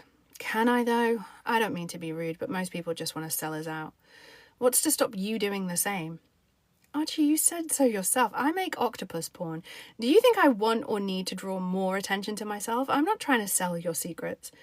Do you want me to tell you one of mine so you know I won't spill yours? He shook his head. You don't have to. I took a deep breath. My mum abandoned me. When I was 8, she walked out on me and my dad. She said she was going shopping and we never saw her again. We moved from up north soon after and neither of us have ever told anyone other than Lee. If you ask my dad, he will tell you she's dead. I don't talk about her. Until today. He paused, dusting his fingers from my shoulder down my arm, his touch making my skin tingle. Thank you, he whispered. Now you. What happened to your back? Archer held up his glass, offering me a cheers before he downed the lot, coughing and spluttering, his eyes watering. I had a bad experience. I asked someone to dominate me. I put my trust in the wrong person, and that scar was the result. A man? A woman. She beat me because she thought I wanted it. I gasped. You didn't. I did. I thought I did. He ran his fingers through his hair. I wasn't sure. She tied me up, started gentle, but then decided I was weak and needed more pain, more punishment. She only stopped when my friends heard me screaming and dragged her off. Fuck, Arch, that's awful. You didn't use your safe word. She told me real men didn't need one. I couldn't help it. I needed to touch him, to comfort him, to take away his pain. Straddling his thighs, I pulled him into me, carding my fingers through his hair as he wrapped his arms around my waist. No one ever should make you feel like you aren't in control. There is never a point where you can't stop and say no. That's what consent is all about, right? He nodded against my chest. And since then, have you tried it again? No. You've not let anyone tie you up. I felt his breathing change as he squeezed me tighter. I've not had sex. I've not been able to come. To be honest, until I came to your gallery, I'd not even been able to get hard. I let his words settle in the air around us, feeling the physical shift in his body from releasing his secrets. Leaning back slightly so he could look up at me, I spoke. And what changed at my show? He paused, his eyes searching mine as if he was thinking about how best to answer. You. How? Being surrounded by all that erotic art probably helped. Your speech got me thinking as well, but I think it was your drawing, the rope binding. My lips curled upwards. I told you art was powerful. Reluctantly, I climbed off him, knowing that I probably wasn't helping him share his story. Instead, I sat next to him, lifting the whiskey bottle and drinking straight from it. I'm sorry you went through that. It got worse, he admitted. Charlie punched the hotel manager who had arranged for the girls from some cheap brothel and not the club we'd asked him to contact, and he got arrested. The woman who runs our record label, Addison, got on a plane to come get him out, and the plane crashed. Jeez. She nearly died on some remote island, only getting rescued when she blew up the plane. And the man travelling with her spent months in rehab with a broken back. My desire for some kinky sex led to a whole heap of trouble. People nearly died because of me. Jesus, I gasped. That's a whole lot of guilt, Archer. No wonder you've not come since. He laughed, his face relaxing and his eyes shining with unshed tears. Taking the bottle from my hand, he took a long pull before handing it back to me. I guess when I say it out loud, it does make sense. I just thought I was broken. Hey, I don't know you very well, but I can see you're not broken. You've been through a lot. I don't think you've ever given yourself permission to learn what you enjoy. That's not broken." He scoffed. "Maybe." "Do you trust me, Archer?" He looked at me, nodding slowly. "I don't know why. I mean, I barely know you, but I do. Otherwise I wouldn't be here in my underwear, spilling my soul about my fucked up sex life and malfunctioning cock." "Can I touch you?" The words fell from my lips before I could stop them. "What?" "Can I touch you?" His eyes flared with so many unspoken emotions that I thought he might try to run again. But he surprised me by whispering, "I'd like that." I put the whiskey bottle on the side table before I placed my hands on his thighs, edging them apart so I could kneel between them. Cupping his now semi-hard cock, it went instantly hard in my hand. "This is not broken or malfunctioning." He groaned, his eye fixated on where I touched him, his hips lifting slightly, searching for more. I traced my fingers over the material of his boxers, along his length. "Your sex life is not fucked up." "But what I want is..." I waited for him to fill in the blanks, but instead his body went rigid, his hands fisting the sheets like he was in pain. "What? You're worried because you want more than just vanilla missionary sex? That's not fucked up. Sex is meant to be fun, and you're allowed to work out what makes it fun for you." Easy for you to say. You made an octopus sex sculpture. I lifted my hand from his body, sitting back on my heels. "I did. And if I worried about what people would think, then I wouldn't make any art. The hang-ups we create make us miss out on so much pleasure." Archer shuddered. "I spend my whole life thinking about what people will think, about my mum, about my job, my music, what I wear, how I behave. What I might like in the bedroom feels like one too many things, and the only thing I can really control." I paused, an idea popping into my head. "What if someone took it out of your control?" "What?" He spat out, obviously shocked by my suggestion. "What if I helped you experiment? What if we played together?" He leaned over and grabbed the bottle from the side, taking another long drink. "You want to have sex with me?" "Not necessarily if you don't want. I want to teach you how to let go, to trust, to enjoy every aspect of sex. I want to help you find out what you enjoy, what makes your toes curl and your balls swell." "Fuck your mouth? Can you teach me that too?" "Anything, Arch. I mean it. We can have some fun together. No strings, no expectations, no pressure. Come, don't come. I don't mind. I just want to show you how good it can be." "And what do you get out of it?" "I told you I like you.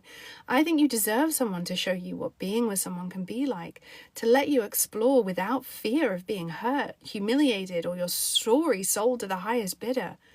I'd like to be that person. I'd like to have some fun with you. Consensual fun." He looked at me, and I guessed he was thinking through my offer. "I can't have you hit me. No whips. I don't care how gentle you tell me they are. And you can't bind both my hands at the same time. Not ever. I can't put myself in that position again."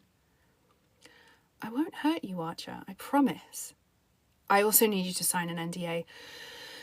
The label and our management would freak if I didn't ask you to." "Of course, I'm happy to sign. Do a background check on me. Anything you need to feel able to relax around me." "Do you want to start tonight?" he asked quietly.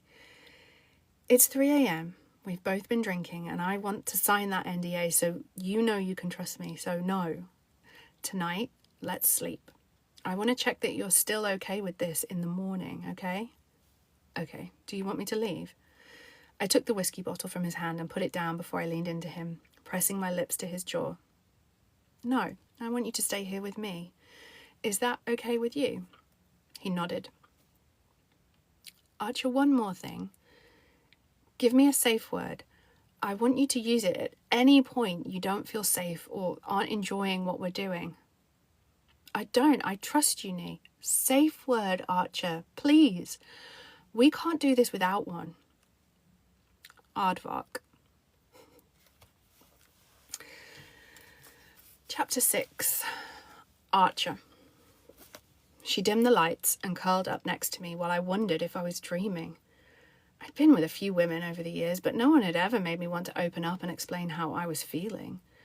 With Ione, my secrets seemed to spill from my lips like a waterfall. No overthinking, Archer. No laying awake, worrying all night. Sleep. Tell me how you feel in the morning. No judgment either way. I kind of like you telling me what to do, I admitted. I kind of guessed that might be the case, but we can talk more about that tomorrow too if you want to. Can I cuddle into you? You can if you let me make you breakfast in the morning. Deal. Night, Arch. Night, Nee, and thank you. I'm not sure what the hell happened tonight, but thank you for getting me to open up, and I'm just going to apologise for the all-night boner right now. No, you're not. No more apologising. I already know that it's a thing of beauty. I woke to the sound of my phone ringing. Ione was wrapped around me like a human hot water bottle, and I hated that I needed to move from her hold. So comfy, she mumbled. Don't go. I just need to find my phone. Reluctantly, I stood from the bed and dug my phone from my jeans pocket. Yep, I answered, my mouth dry from the amount I drank last night.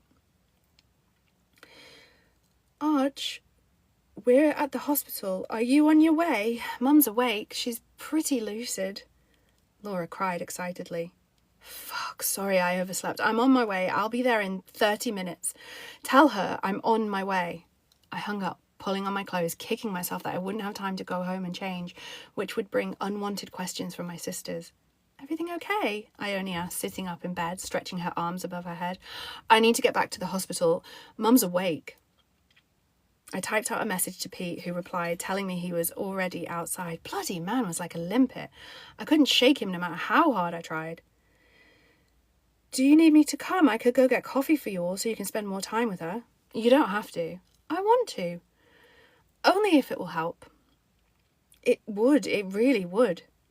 Give me 2 minutes. Ione pulled some leggings and an oversized sweater out of her wardrobe, taking off her pajamas right in front of me and putting them on. You forgot underwear, I laughed. Nope, we're in a rush and it's a waste of time. Let me brush my teeth quickly. I have a spare if you wanted to do yours.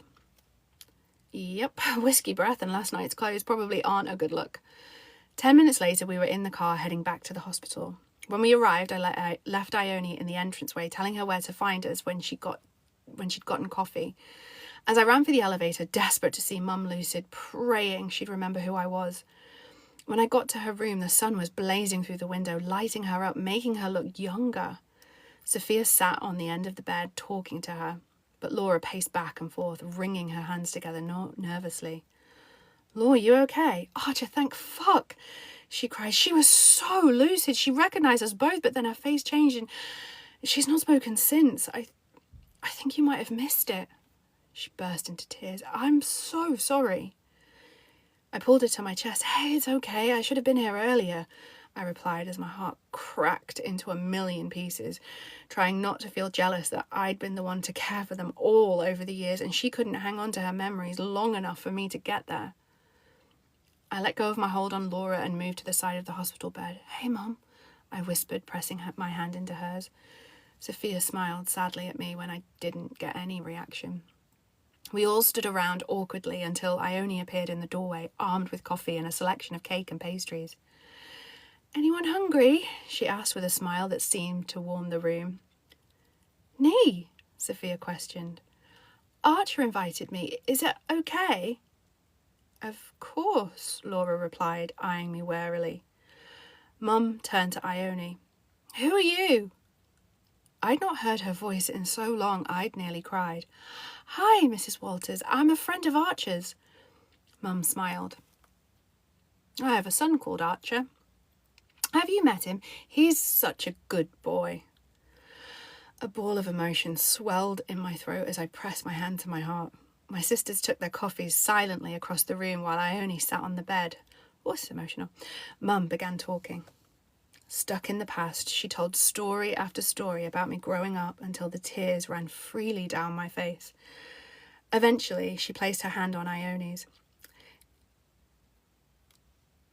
He's got such a good heart. If I had one wish for him, it would be that he put himself first. He took on so much so young. If only I could go back and change it. Tell him that he didn't have to protect us or look after the girls.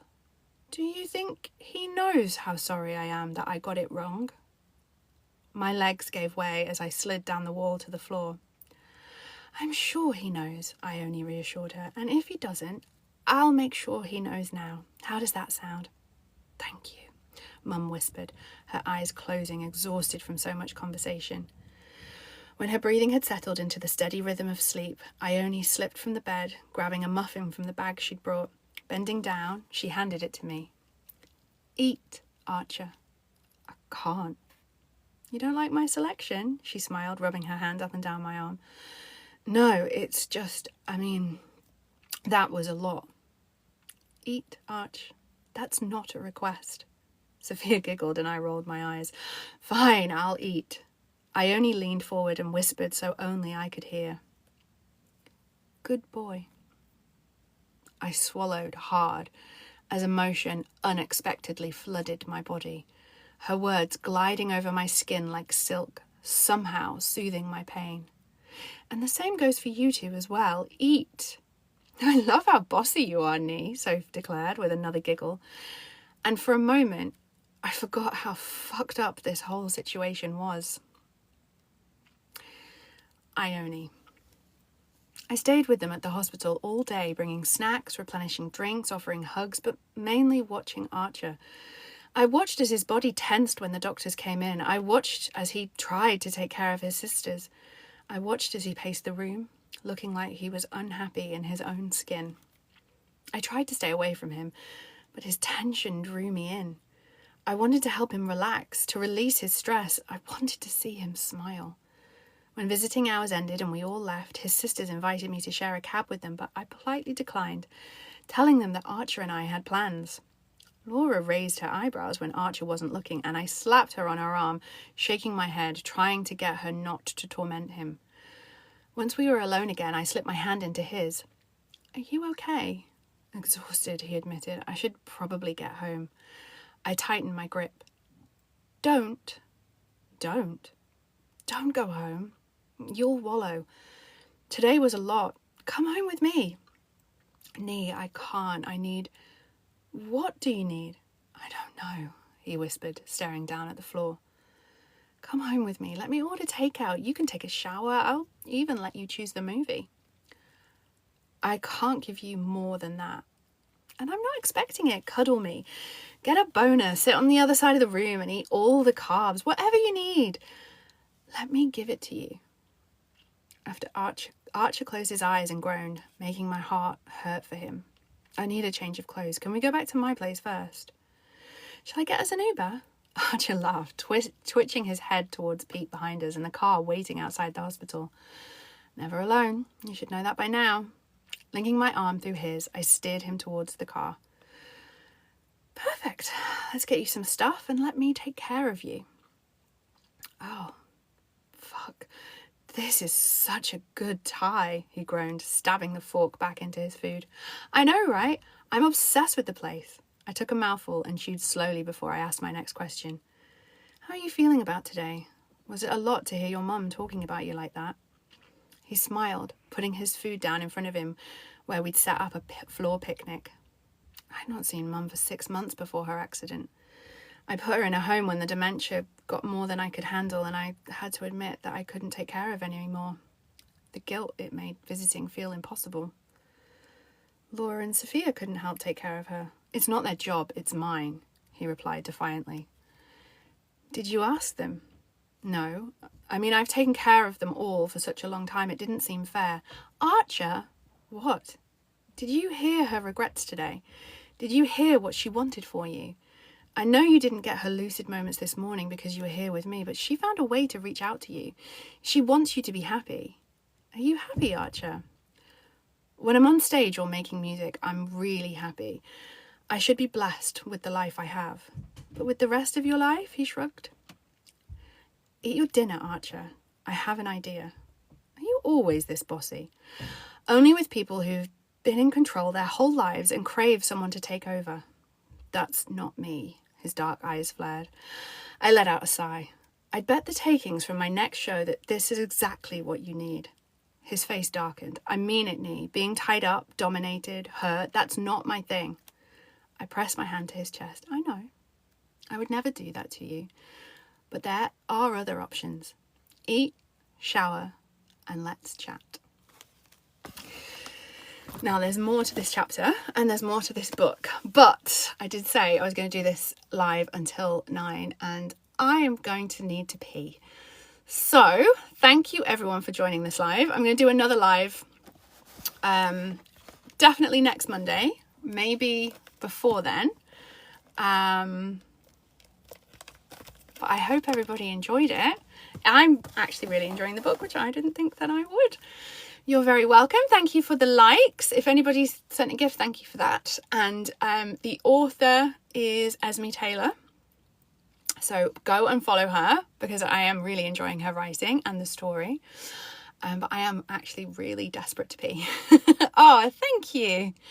Oh, I love reading. And I'm going to try and put the live on YouTube, but I have a feeling YouTube might take it down, but maybe I'll set up Discord or something. Or I can put it in Discord. I have a Patreon, but it's not active. We'll figure out where I can put the live readings and then people can join it. And then when you become a die-hard fan of Esme Taylor, you can download all of her books. And we have a Discord server. The link is in my bio. Or you can go to www.primalempress.com and all the links are there. Right, I really have to pee. So thank you very much again for joining my live. I hope you have a lovely evening. I've got your Monday night off to a good start. And I will see you all very soon.